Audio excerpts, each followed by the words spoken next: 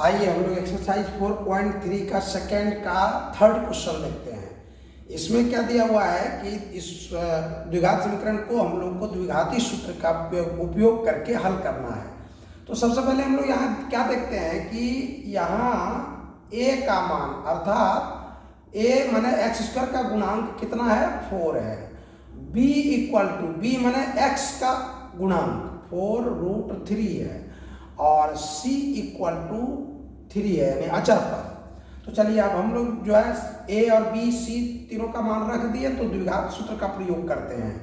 x equal to minus b plus minus root under b square minus 4ac by 2a।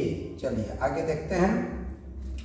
Minus b तो minus और b का मान यहाँ पर 4√3 है plus minus root under b का मान वही हो गया 4√3 का स्क्वायर माइनस 4 इंटू ए कितना है 4 है और इंटू सी कितना है 3 है। चलिए अब आगे हम लोग देखते हैं बाई 2a 2 इंटू ए यानी 4।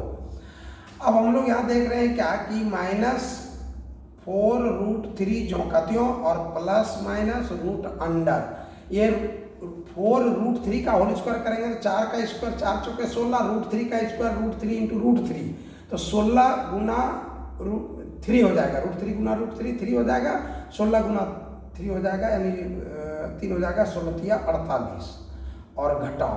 अब 4 चौके 16 16 48 यहाँ भी हो गया।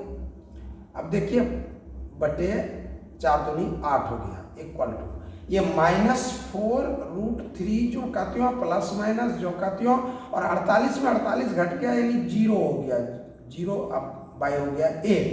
अब जब यहाँ प्लस माइनस के बाद 0 आ गया तो उसका तो कोई वैल्यू ही नहीं रहा तो उधर प्लस को जोड़ना या ना घटाना उधर कोई फर्क नहीं पड़ गया वो 0 ही रह गया। तो सीधा सीधी क्या आ गया -4√3 बाई 8।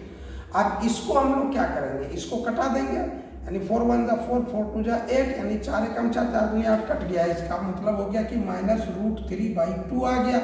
अब यहाँ हम देखते हैं क्या कि -√3 बाई 2 आया। अब ये जो मान आया x का इसी को 2 बार लिखेंगे क्योंकि x का मान 2 आता है 2 ठो मान अतः